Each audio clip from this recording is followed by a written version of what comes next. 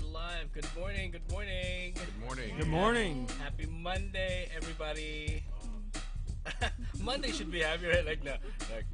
To you, it's a Monday. To me, it's just another day in the Philippines, Indeed. which is a good day. Today feels like Saturday. Every day in the Philippines is a Saturday. If you're on vacation, yeah. And always a weekend out here for us. Awesome. And welcome to On the Spot 947, where we sit down, we have a little chat, little tete-a-tete with some of the biggest and most talented names in the industry and in the arts, and hopefully in the hopes of influencing and changing the world, because yes, you can do that. Now for today, we have in our midst an actor, producer, director, and who is in town for the recently concluded BatCon, or BatmanCon, over the weekend at Centris in Quezon City. And he's flown all the way from the U.S. to attend the event, and geeks and fans like us were treated to a presence like no other. Please join me in welcoming Mr. Kevin Porter to the show. You're too kind, and I have to tell you, I've been blessed to have been around the world many times over and been in many countries, and never has there been such a beautiful, warm welcome as here in the Philippines, and specifically Quezon City. Thank you. That's nice to know. He is joined today with Mr. Joe Barra. Hey guys, how's it going? Good morning, Joe. And Morning. Ariel. Hi. You probably know me as Sally Kyle, but yeah, my real name is Ariel. So hi guys, I'm from the Dark Knight Philippines. Yes. And we're here. Yeah, to shed a little darkness in the time of a bright Monday. So good morning and welcome to the show. What a way to start the working week for us. But you guys have been working it over the weekend with BatCon, and I'm sure with the other kind of work that you also do, working on weekends is nothing new to you anymore, right, Kevin? No, not at all. Honestly, the business that I'm in is such a topsy-turvy world, and you, number one, you work when you can, and whether it's on the weekends or whether it's at 4 o'clock in the morning, you just you throw the cape on and you go where needed. True. I mean, we all need to detox once in a while, and if you love your work, the work itself can also be like a form of detox, right? Mm-hmm. I wonder, how does Batman detox? How Batman detoxes. Does he ever? Okay, if I were Batman, and how I would detox is I would go bowling. Oh, that'd be Batman's great. a big bowler. He's got his own bowling alley in Wayne Manor. A lot of people don't know that, and consistently above 200. Ooh. He probably might even have more than one bowling alley on another compound. For those listening and watching out there, this year marks Batman's 80th year. And just when you think that after 80 years, they've exhausted every possible storyline, and the DC just keeps churning it out. And, of course, much to our delight. But what do you think the character has lasted this long? Well, I think because as created by, and I would give Bill Finger a great deal of credit, along with Bob Kane, he's human, and there's no super in man, so he's emphasis on man. A lot of why I think that Peter Parker endures as Spider-Man, and he's born of tragedy, and we've all experienced tragedy in our life, and how he's overcome it, and he's someone that has experienced pain and has overcome it not with being born on another planet and getting superhuman abilities by the yellow sun, but just by being tenacious and being brave and working hard, and teaching us that no matter what happens, no matter how grave the circumstances, you can overcome it. True, I agree. I mean, I don't think Bob Kane could have imagined it when he was starting out, the character as well as Bill, that the character along the years would resonate with a lot of people out there. And whether it is a character that's, let's say, drawn in comics or introduced as part of literature, time and people will always be the deciding factor, right? Absolutely. As with regards to longevity. I've mentioned literature because I just want to ask if you still hear comments or remarks from people saying that comics is comics, it cannot be literature. What do you say to people who feel that way, and how do you, I don't know, maybe make an attempt to win him over? Well, I just say, well, read Beowulf. That's literature. Yeah. And then I walk away. Beowulf. Yeah, read King Arthur, Excalibur. Yes. Everything that we've done throughout history is rooted in a hyper sense of reality, and beyond human, because it's the best that we strive to be. And if you go back to the greatest stories ever told, even you go back to the Bible, there's some superhuman abilities in the Bible as well. Right. myth and folklore and literature, they're all part of one package. And in the long run, storylines are there to support the evolution of a character, or even vice versa. Any particular Batman storyline that you loved reading? I get asked that question a lot, and my go-to is The Long Halloween. But I'm going to do a... just in time for October. Yeah. Right? But I'll expand on that. I loved the Hush storyline. I loved Death in the Family. Yeah. I did like that. I wasn't a big fan of Azrael, Nightfall. Not a big fan of that one. I liked the beginning of it, but from I guess the back-breaking episode, I didn't. I wasn't a fan of that. But it would be Long Halloween. It would be Hush. Of course, Killing Joke. You got to put that on there. Yeah. And I know you only asked me for one.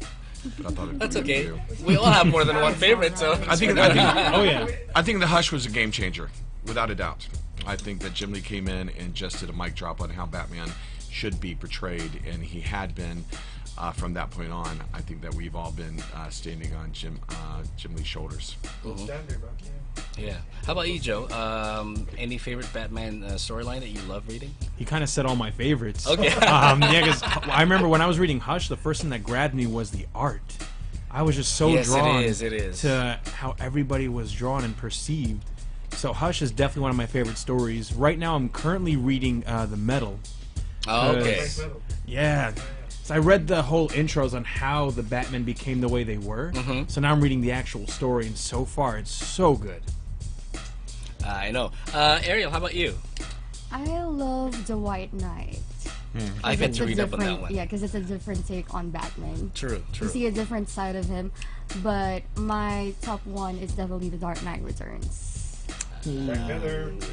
Oh, Classic. yeah. Classic. Should have brought that one up. Tim's happy. I'm happy to see Kev. I'm happy to see Joe. I'm happy to see everybody enjoy Batman this year. Right. Years, Kevin, would you remember the very first comic that you picked up?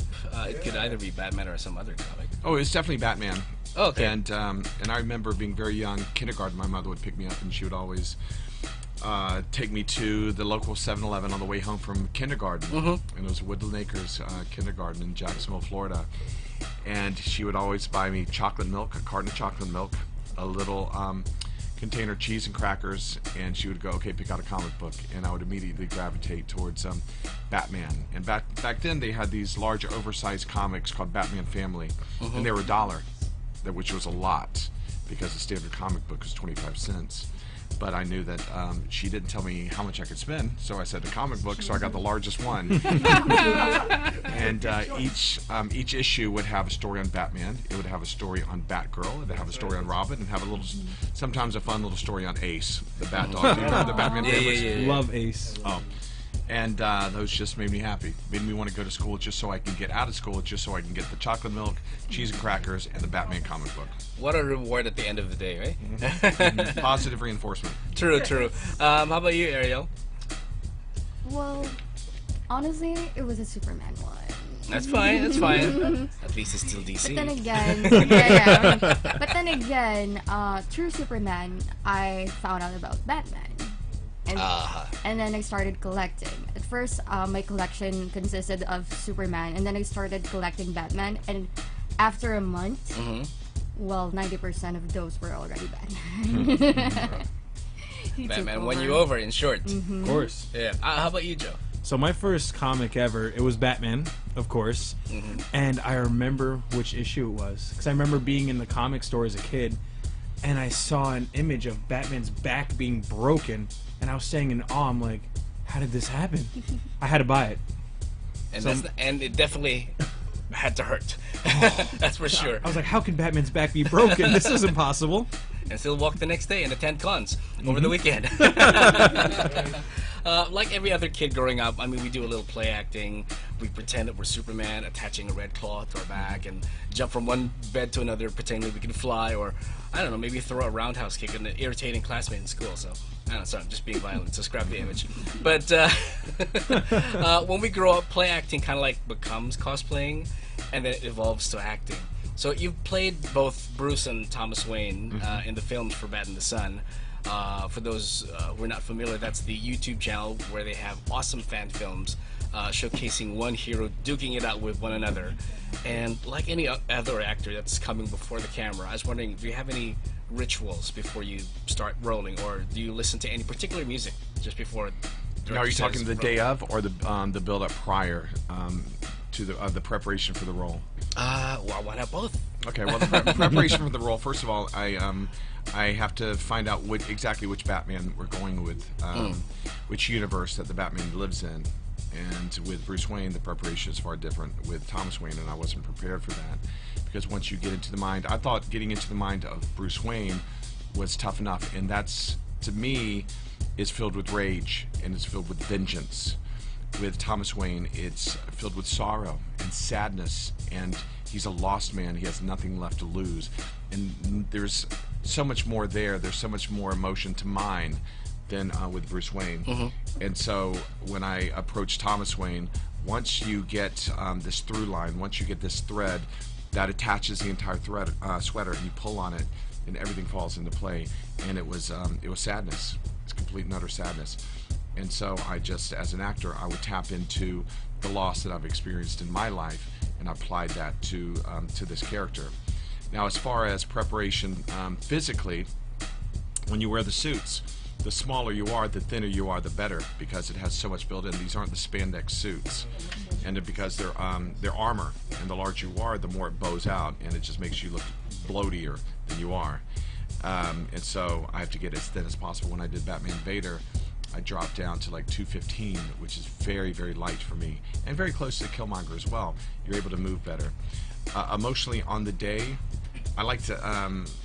I enjoy my time on set. You have people like Joe, you have people like Aaron and Sean Shanky, but unfortunately, I have to remove myself from that and find your own mind space. I don't really listen to particular music, but I do separate myself, and I sit there alone and I go over what I'm about to go through, because I'm not good enough to go from, jokes and having fun to going to that point to where Bruce or definitely Thomas has to be. I'm not that good, so I have to get into that mindset and stay there the entire time, the entire day. Right. I was just gonna launch into that. Like everyone else who has read Flashpoint, we all shed a tear and cried when Barry presented Bruce's letter from his dad. And I was just gonna ask you which role was easier to play, Bruce or Thomas, but you kind of like answered that. One thing that I would love to do is have some really good dialogue as Thomas and not Flashpoint, because you have to mode in a different way. There's a thing that I teach in my class called conveyance. You have to convey what you mean. You have to convey what the character's feeling, and we all have an arsenal of tools at our disposal. We've got our eyes, we've got our voice, we've got touch, we've got gestures like nodding your head. But when you have a lot of those taken away, my brow is taken away, and a lot of my eyes are taken away. And a lot of the way that I speak is gone, because when you're going down into that register and you only have a certain range that you can stay in, everything is compressed, so you have to convey yourself in a different way. And so with Thomas, with Bruce, I would say your conveyance is here. With Thomas, it's even more narrow, and so it's much tougher. So I would love to do a scene or two as Thomas, pure Thomas in the suit. Yeah. That'll be a real treat for us, that's for sure. Apart from playing these characters, any other characters that you have not played that you would want to play? I have to tell you, the characters that I would like to play are broad, original characters. I would like to play a country singer. Oh. Yeah, a country singer. Nice. Yeah, I know it's random and wild. I'd like to play a southern evangelist, All right. preacher. Because I want to play characters that are close to me, that I think that have something to say, and maybe a coach. Now, as far as superheroes, gosh, I don't want to go towards the ones that are in my lane, because I would kill Judge Dredd, and everybody's like, "Wow, you should do Judge Dredd." I am the law.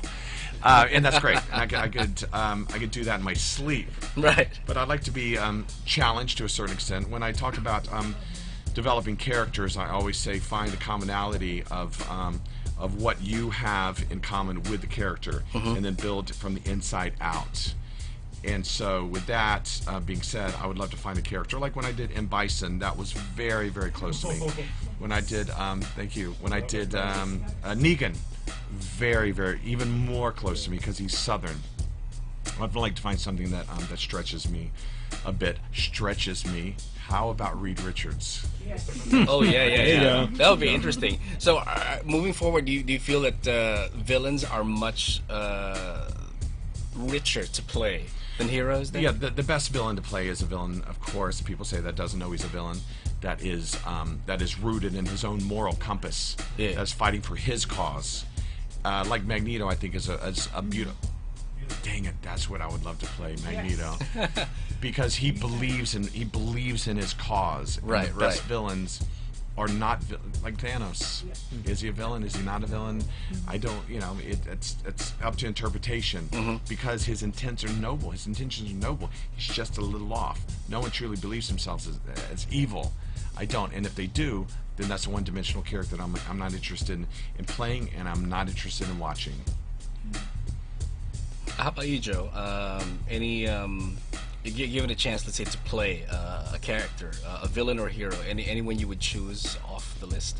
You know who I would really love to play, and me and Ken were talking about this the other day? If he did Adam West Batman, I did Burt Ward Robin. Oh, that would be excellent. Oh, that would be great. That'd be fun. We'd be geeking out. That would just be so much fun. That would be fun. Another one I would love to play and bring to life is Invincible, Mark Grayson Oh. from Image Comics, Robert Kirkman. because that is one of my favorite comic book stories ever. How about Ariel? I mean, I'm already Catwoman. If it's going to be Adam West, then I'm a be Julie Newmar, even though I'm not tall enough. That's perfect. Julie Newmar, I believe, was my first crush. I think everyone's yeah, right. I had a chance to meet her, and it was one of my early days in Los Angeles. I just moved out there. It's probably within a few months. And she was doing an autograph signing at a collectible store. And Julie Newmar was there. Yvonne Craig was there. Frank Nice. Gorshin was there. Adam West was there. Oh, wow. Awesome. And Right. I'd met Frank Gorshin before. I've got a story about him. But then I'm in line to see Julie Newmar, and I'm just watching her. And at this point, she was 75, maybe older, and her hair was just amazing, and it was just bright silver, and she was slinky, and she was just, I'm not a fan of the word, but she was just sexy. And I'm just staring at her. And We probably would as well. yes. And then the person before them, and I saw how she treated everyone, and she treated everyone as we all deserve to be treated as individuals, and she didn't see us collectively as a group. She saw this person, and it was a reset, person after person.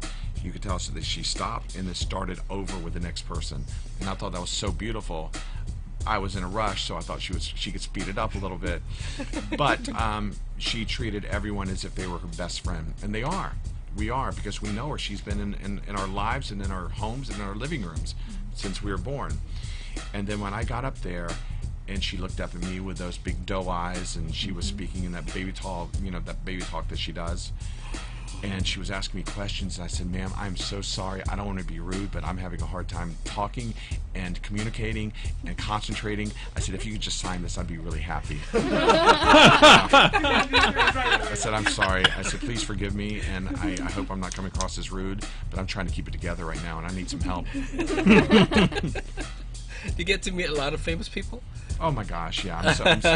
I'm so blessed to be in an industry to where that's where they all are.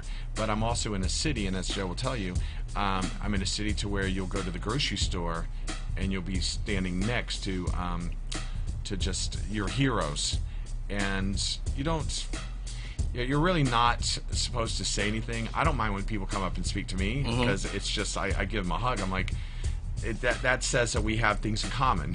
So they like my work, and I like my work, and I like them. But if I see someone that has changed my life, I will say something to them. I was, again, early days of Los Angeles, I ran into Milton Berle. Oh. And raise your hand if you know who Milton Berle is. 1.5. Okay. Racing. And we wouldn't have television without Milton Berle. And I saw him. He came into the restaurant, and I'm staring at him for about 20 or 30 minutes. And I'm like, I just have to go over and say something. And I walked up and I said, Mr. Burrell, I apologize for bothering you, but I'm going to anyway. And I squatted down and I said, I just want to thank you for your contribution and paving the way, because again, we are standing on your shoulders, and I wouldn't be who I am without you. And he stopped and he looked up at me. Said.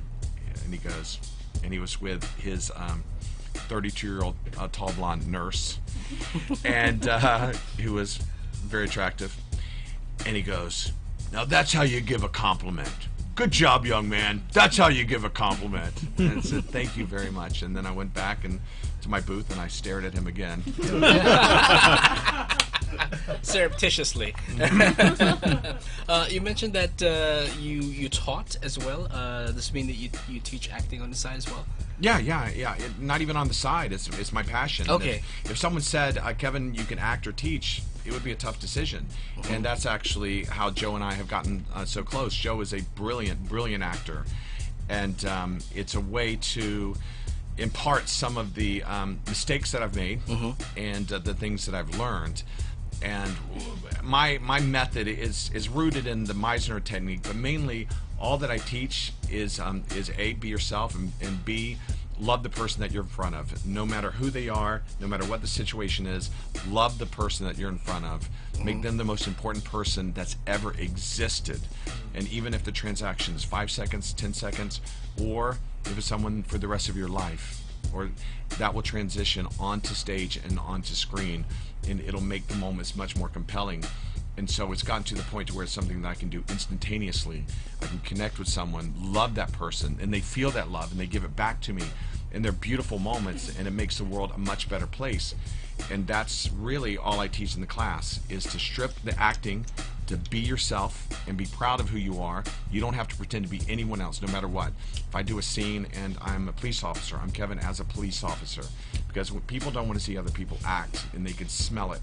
But when you see someone and they're being genuine and authentic and true, there's this innate likability to them that draws you to them, and they're just being themselves. So it's interesting that we have to teach people just to be themselves. And I say, guys, you're yourself 24 hours a day.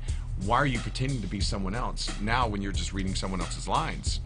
And so be yourself and always love the person that you're in front of, no matter what. And I say it blurs the lines between life and art, because it makes life much more beautiful and it makes art much more realistic. I take it that's also one of the advice that you'd probably give people who would want to get into the industry. No, absolutely. Yeah, I give talks on this all the time, and that's the first thing that I discuss. And also I've been contracted by corporations to go in and speak to their sales team, to go in and basically teach acting to their sales staff. And acting is just communicating. And a lot of people think, oh, well, you're an actor, then you must be a liar. Or you're an actor, you're not being genuine, you're disingenuous. And I say the opposite. I'm a communicator. And I'm the translator of the text, as we say. I like that, translator of the text. I mean, in this day and age, you still get people who live by that mentality and saying that these lines are not yours anyway to begin with. You're just reading you're reading someone else's. So where do you draw that truth out of you as an actor to make those lines speak true? Well, I tell you, I make the lines my own. And to me, an authentic moment is much more important than the accuracy of the text. I can say word for word exactly what the text is, but if it's not authentic, if it's not real, no one believes it, you're not going to feel anything, because people they want to escape and they want to feel. So when I'm in the moment and you and I are having a scene, and you're my brother, and I found out that you've been sleeping with my girlfriend, besides from punching you in the nose, the most important thing is the connection between you and I, and that is what I'll get across. I'll get the lines down. They'll be 70%, 80%, whatever it is. To tell you the truth, I don't care. All I care about is hitting the points that the writer wants us to hit, to serve the mandate of the scene and also of the story, and hit all of the little points that may come in later. Aside from that, it's free game as far as you and I having a conversation. Right. Joe, is there any other character as well that you would want to play that you feel would stretch your range, both as an actor and also in line with what Kevin said? You know. So to stretch my range, like I can actually do comedy. Comedy comes very easy to me. I come across as a very like Joey Tribbiani kind of like character. So if I want to challenge myself, I would go into drama, a heavy drama, a really emotional story. Because for me that would present a big challenge, and I would love to tackle that kind of a role. I think Joe's selling himself short. I think he's very compelling in drama. The scenes that we've shot before, he's very intense, extremely intense. Comedy does come easy. However, the drama and the intensity is amazing out of this very young actor. And that's something I was never good at until I started taking Kevin's class. My skills have improved greatly since I've been taking classes from Kevin. Well, thank you. There you are. If we're gonna put, let's say, Batman in a sitcom, who do you think he's gonna work best with? Imagine putting Batman and Joker in a sitcom. Oh boy, so many quotable lines we're gonna be getting from Right? those two. How about still within the Batman family? Let's move on to Batgirl. Yeah. With regard to the dynamic that these two have, Batman and Batgirl, how's it changed over the years for you? Is it still the same, or? Why would you mention Batgirl when you're talking to Catwoman? I want to shout out, please. I like that. Well, Well, you can pretend. Please don't mention the adaptation of Oh no, Killing yeah, Joke, yeah. That ruined. Oh no. We're leaving that out. We're sticking to the graphic novel. Yes. You know what? Going back to your previous question, there is another character I would love to portray, and that is Jason Todd. Okay. Oh. He harkened back on Yes, that one. I did a harken. He got in the Wayback Machine for I did a 4 harken. minutes to answer a delayed question. I did. I was gonna let it slide, but I'm like, you know what? No, popped in my mind. You know, that's I okay. harkened. Even if it's a Monday, you can do a throwback. It's a Monday, yeah. It's a free country anyway. I'm so, doing you a know. throwback. I'm doing a throwback. Oh my God. So to answer your question from 32 minutes ago, I was adding along. 32 minutes. at what point do you stop? At what point has it gone too far that you're not going to go back? I think if I waited another minute, I wouldn't have gone back. Okay. Yeah. Okay. If I waited another minute, I would have been like, It was no, it's too redlining far. right now. It was Yes, redlining. because it was the previous question, so I still had time. If it was 2 questions past, I passed that point. I really thought you were going to say something about Batgirl. The question that we were on. Yeah. Me I really too. did. I Then you No. think that as well? assumed- No. I think that everyone out there was thought. gonna I talk think about I was every- going to say something about Batgirl. Yeah, but no. No. You're just. So was- that tells us that the entire time that we were all speaking, you're like, The entire it would be a Robin. It wouldn't be a Tim Drake. No. So the entire time you guys are speaking, I was like, "Oh, I know who I'd play. Should I say it? Should I not say it? Has it been too long? No, it hasn't been too long since the previous question. I can do it." Okay. Those are the I exact think thoughts the going on. answers to that was no, no, and no. and yes, it had been too long. Oh well. See, that is a lesson learned. So it's more fun to talk about Batwoman then. Yes. For the upcoming crisis. All right. Oh. I mean, I'm sure everyone is, so stoked about that, and we're kind of like ticking off the list, like which other character they have not put that they would want to put, and more characters, so much the better. I feel that the CW is really kicking it this year, and they're really doing a wonderful job. Yeah, it's great. At bringing a lot of other characters that we normally don't see adapted. Both in animation as well as in You want to live. know who I want to see more though? Cassandra Cain. Yeah. Ah. Yeah. I mean, she has a huge fan base. Yeah, she does. She and does. yet they don't really put her much out there. She needs more. We could probably though. start tweeting the CW, and There we go. Get a tweet going. Tweet it up. Tweet it up. What? She will appear. Yeah, yeah, but she needs, she needs more. more exposure. exposure, more Of course, exposure. That version we know. Right. I do hope that whatever awesomeness that the CW is doing on the small screen, DC would be able to do that moving forward, in the big screen. Because so far, we know that the other camp seems to be dominating, things more in regard to the superhero department. But if given a choice, where would you start? I wouldn't say repair the damage, but more like straightening out the lines that have become crooked in the DC universe, though? I would say the one thing that DC, and I'm talking about the feature films, has as far as an advantage over Marvel is the movie that just came out, Joker. Yeah. Because Joker, the last movie that I'd seen in the theater, the last superhero movie was Spider-Man: Far From Home.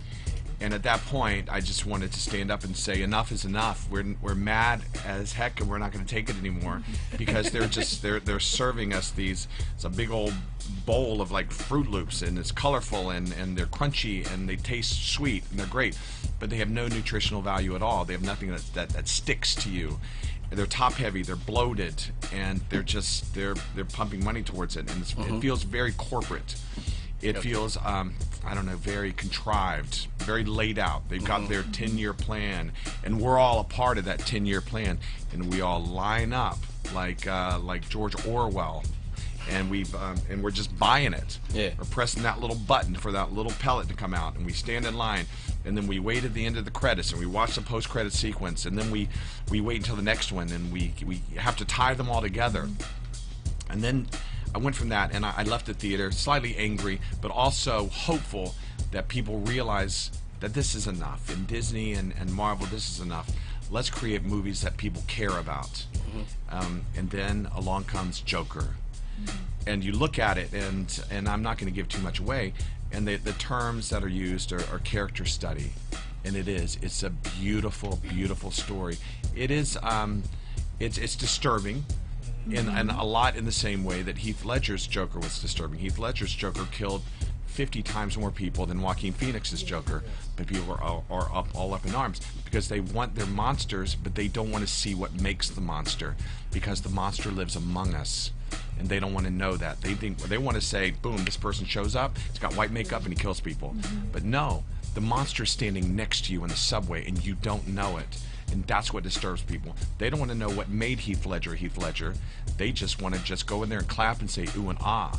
But it's disturbing, and to truly appreciate the character of the Joker, you have to know how he was created. And he killed, I'll tell you, I don't care. Spoiler alert, put your fingers in your ears. He killed 7 people in the entire movie. And every single person, with the exception of one, deserved it. Every person deserved it. They had their comeuppance. And so a lot of people say, well, it's sympathizing. Well, maybe we should sympathize. Maybe we should understand. And a lot of his bullying, and that's very topical. So we're anti-bullying, but this poor character had been bullied his ass off, and if I could say that. And this is what happens. So this, to me, is like the ultimate anti-bully campaign. And this is what happens. This is what happens when society turns its back. This is what happens when we step over people when they're on the street. And maybe we should take a little bit of responsibility for what happens. And maybe this is a microcosm, or this is a metaphor. But what came out of it was a brilliant, beautiful, sad movie. And it was, without a doubt, entrenched in the Gotham universe. You had Thomas Wayne, you had Martha Wayne, you had Bruce Wayne, you had Arkham, you had Gotham, the Gotham Police Department. It was beautiful. I was waiting for Hugo Strange, though.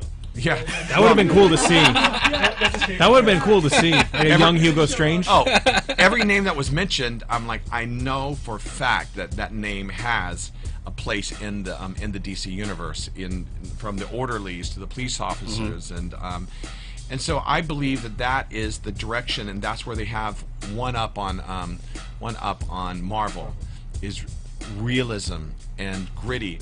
The only thing that Marvel has done to me that moves me, now I love, and I've got a child in me that loves to watch things dance around on screen. I love to watch things fly, but Logan, the movie Logan, is as close to Joker as they've gotten. It's beautiful, and it's about a man towards the end of his life that's living with the regrets, living with pain, and is looking for that one thing to redeem him, that one thing. And that's what that story's about. It's not about Thanos. It's not about people disappearing and then going to some little small micro universe and then coming back. I was lost on that. I was lost. If someone would have told me, I would have gone in with a journal and started taking notes. But all this was about one man living with regret, seeking redemption. And that's all that we need. And that's all that I need, because we care about the characters. And when when he passed at the end, there was a release there because he found that redemption in that little girl, and that's in all of us. It's something that we can all relate to. We can't relate to just confetti and glitter flying through the air. People that aren't even real people. They're mocap CGIs. You just can't, because I know and I may as well go watch a cartoon, which is fine. But it's a show for children. I'm a grown-ass man, and I want a grown-ass movie. It's interesting you put that. I had to chime in and mention Logan, because I also... Oh, speaking to the mic, Matt. All right. Logan. It's an interesting choice, and it's also one of my favorite films when it came out in 2017. And rewatching it with the commentary by director James Mangold, that's the one thing he wanted to explore. The one thing that Logan fears, it's love.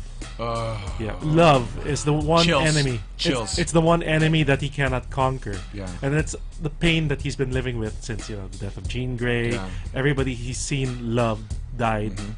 And it's the one thing that saved him and killed him at the same time. Yes. Because he loved that little girl. He loved her, and if not for her, he wouldn't have put himself in the harm's way. For Laura. And so, and that's his legacy. And the greatest line at the end, he goes, "Oh, this is how it feels," and it's interpretive. Yeah. This is how love feels. This is how being a parent feels. This is how dying feels. Yes. Oh, it's just beautiful. It's beautiful. Marvel, the other Marvel films have nothing like that. Nothing. And I hope, and I really, when I saw Logan, I'm like, okay, good. Now they get it. Light bulb went off. Everything has become bloated, and if it gets, like with anything else, like the real estate market, anything, it's going to, the bubble is going to burst, and everyone's going to go, okay, saturation that's good. point. Yeah, Sure. and they're going to move on to something else, and who knows what the next wave of films will be? Exactly. Because this is going to be the era of the superhero films, and then looking back, how is history going to view this? Are they going to go, wow, oh wow, my God, can you believe we lined up for these movies?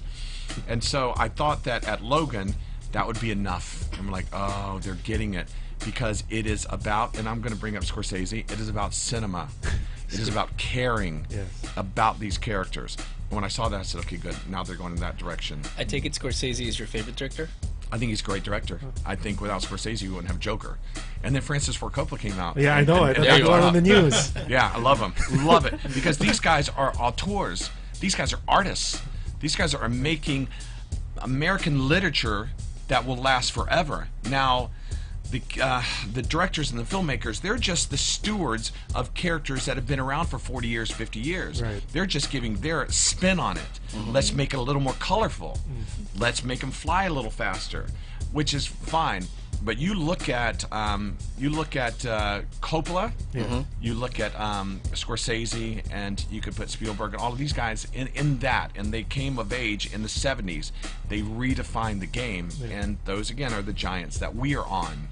And what they say, we should listen to, and it's things that I've been saying.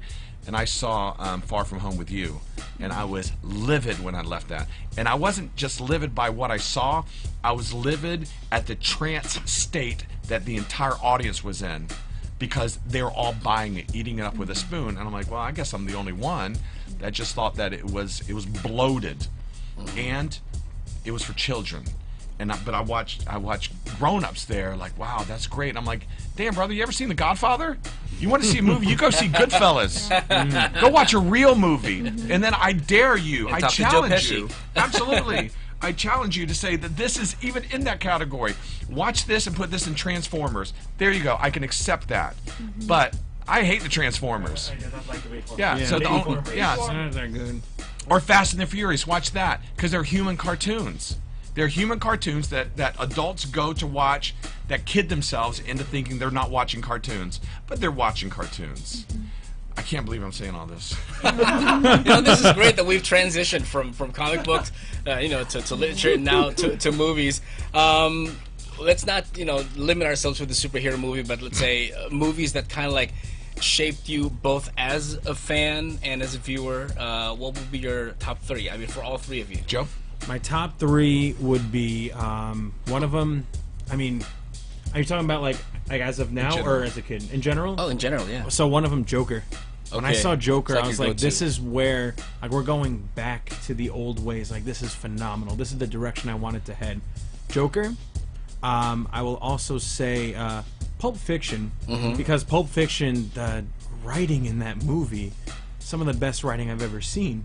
And then I'm gonna go way back and say Godfather. Godfather is one of my favorite films of all time. By the way, Joe is very Italian. I am also Italian, so that helps. Okay, there you go. I'm happy you said that. I binge watched The Godfather. Oh, you did? I did. When I was maybe more than 15 years ago. One Christmas. And I'm gonna watch this. I haven't seen it So yet. good. Straight. So good. All right, Ariel. Well, I don't know if you know about the movie, but The Green Book. Okay. Okay, that was great. And then right now, yes, the Joker, because people relate to that. I mean, you know, deep inside you, there's a part of you that's him. That hasn't killed anyone yet, but you know, Yeah, but you you relate just to him. you just kind of like fed up with what society has been doing And then and the third and one- not doing as well. Yeah, and then the third one, my top one, is Shawshank Redemption. Oh, nice. Oh. That's a good choice. I'm gonna pull one out. I'm gonna start. I'm gonna give more than 3, but I'm gonna go with Green Mile on the okay. tail end of Yeah, that. yeah, I yeah. think that Stephen King, when he steps out of his horror genre and gets into that, I think he's just Stand By Me, incredible. I like movies. Let's see, Heaven Can Wait, which is a remake, and people are like, who? I don't know that. It's with Warren Beatty. Yes, I Julie love that Christie. film. Do you Yeah, yeah. really? Yes, It's I love so that good. film. I And love that again, it's film. about love. It's about caring. It's about second chances. Again, about second chances. Somewhere in Time. Yep. And I get, Christopher I get, Reeve. yeah, I get chills just But saying. wasn't there another time travel movie along? I'm not so sure if it's the same year. I think it's with. Yeah, Time After Time. Lindsay Wagner, was it? No, I think you're. Well, there is a movie with Malcolm McDowell, and it's Time After Yeah, Time. the Jack the Ripper thingy. Yeah, so scary. I Scary. love it. I love that. With a little bit of Steve H.G. Burton. Wells thrown in for good He measure. played actually H.G. Yeah, Wells. there you go. Yeah, Mary Steve Burton. I don't know the one with Lindsay Wagner. I'm a big Lindsay Wagner fan. She was a bionic woman. For all of you that don't remember on television, others would be Goodfellas, and then I fall back into Scorsese, and I like anything Pacino. I grew up wanting to be Italian, and so Sorry. yeah, I ate up the Italian movement like with a spoon. Pacino, De Niro, Stallone, Travolta, Frankie Valli, Frank Sinatra, There you are. all of that. So I would say Dog Day Afternoon is a great movie, and Justice for All, Heat. Just incredible, and all of those movies, you believe, and I like the movies that not even All the President's Men or Kramer versus Kramer. I talk about Kramer versus Kramer all the time. Dustin Hoffman. Damn, brother, good job. Nice. And I how many times do I bring up Kramer versus Kramer in class? Like almost every opportunity you can. Because it's about the dynamic of two people and the tragedy of love that has turned into something else. And it's just beautiful. Academy Awards all the way around for those guys. Right. People want to see movies that pull you in, that make you wonder what's the next thing that's going to come out of their mouth, not push you back in your seats. That's called a roller coaster. And so roller coasters don't win Academy Awards. That's the thing.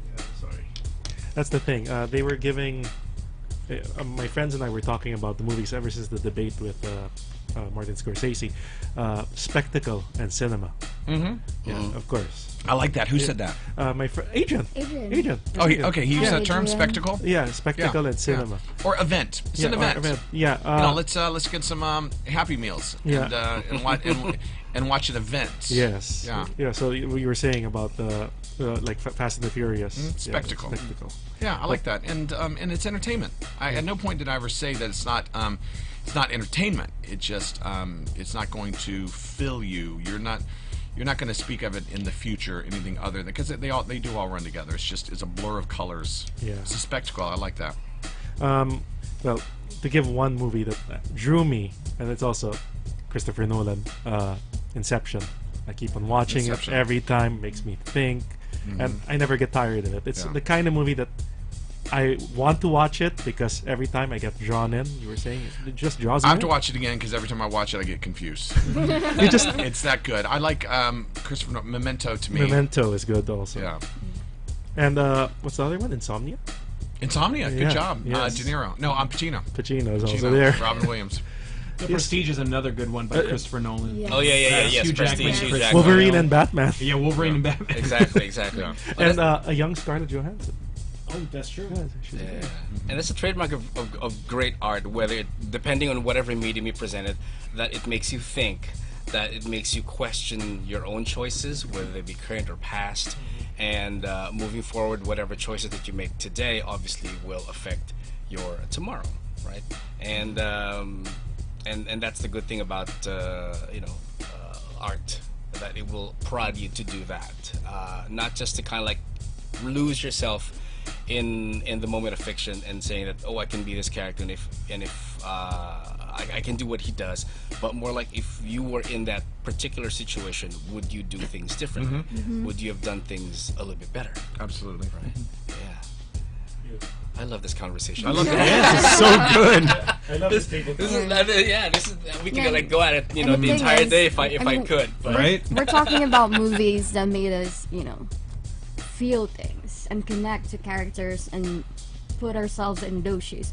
And that's what I think Bad in the Sun is doing, honestly. Oh. Especially in the last one with Batman versus Killmonger. Yeah. Because you would feel like, if this was happening to me, would I do it this way or that way? Because there was this scene with the young Bruce Wayne, and it made me feel something. I'm like, they're changing it up, and I'm ready to see more because this is iconic.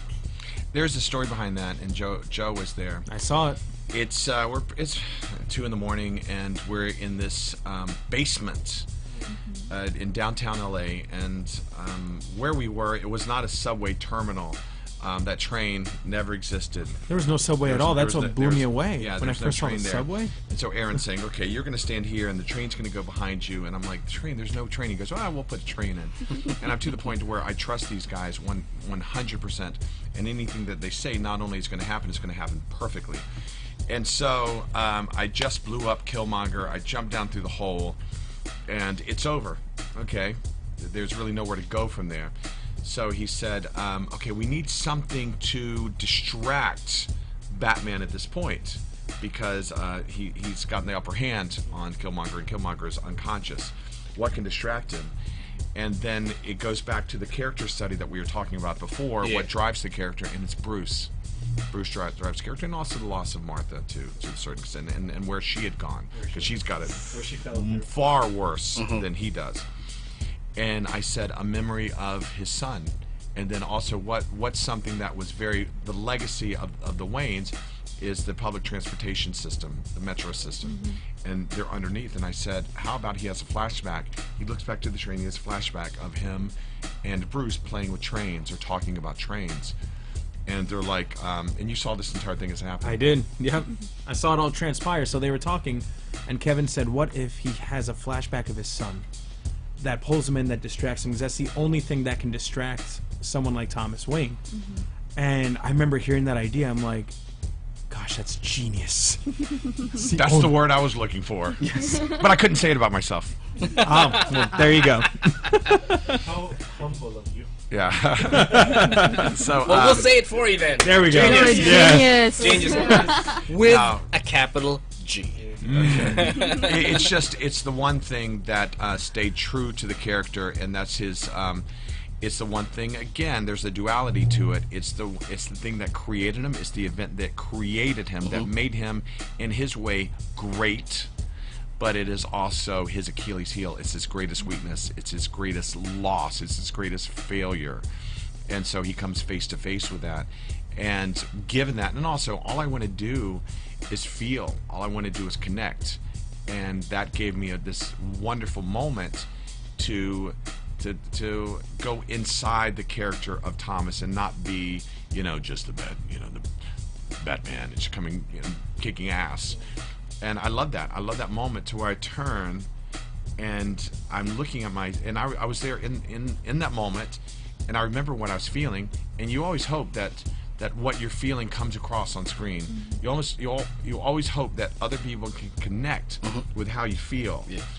And I saw it, and I'm a fan. When we watch our work, and Joe, you're there, and you peek behind the curtain, and you see But when you sit back and you watch it and you're at the premiere, you become a fan and you're like, well, that's Batman. That's the Batman that I was raised with, that I want to see. And that's one thing that we're blessed to do, is create Batman the way There you are. the way that we have always wanted to see Batman. And just because I'm in the suit, that doesn't make me any less of a fan. Because when I look at that suit, I see Joe, I see Garrett Riddler, I see Robert the sound guy, I see Aaron and Sean, I see everyone that had anything to do with this come together and make what should be made every single film, and we become a fan whenever we see it. Right, and art is a collaborative effort. Very collaborative. It's like I say, it's a yearbook of the experience. And if the experience isn't great, if it's not harmonious, if there's creative issues, if there's tension, it comes across in the finished result. And I've done projects, not Bat in the Sun ever, but I've done films that I didn't like the lead that I was acting opposite of. And it's a project that I just never watched. I probably didn't even go to the premiere, because you watch it and you think about what a miserable experience it was. Actors do say that, actually. I mean, sorry. Yeah. Yeah, that got me curious, since you mentioned that, like, you refuse to watch a work because of an experience, like in set, or you're your own worst critic, in other words. So when you see that, it's a reminder, it's a painful reminder, or you remember something there where, oh, wow, I didn't know what I was doing. Yeah, well, you watch yourself, and we're human beings, and we may be in a police department, but it's not a police department. You're on a sound stage. And when you're watching yourself, and contextually everything comes together, and you've got the music, and it's edited, and it's beautifully shot, and it's lit well, but you just remember that you had it out. You just had it out with this guy that you're talking to that's supposed to be your best friend. And we're professionals. We put it behind us. We live in that moment. We love the person that we're in front of, and everything that I said before. But when you're watching it later, all of that stuff's out the window, and you remember it. And that's the one time. When you're on set and you're living truthfully within that moment, everything is forgiven, everything is golden. But later, after the fact, you remember that you were just dealing with an ass. And you're like, yeah, I remember that guy, he was a jerk. Yeah.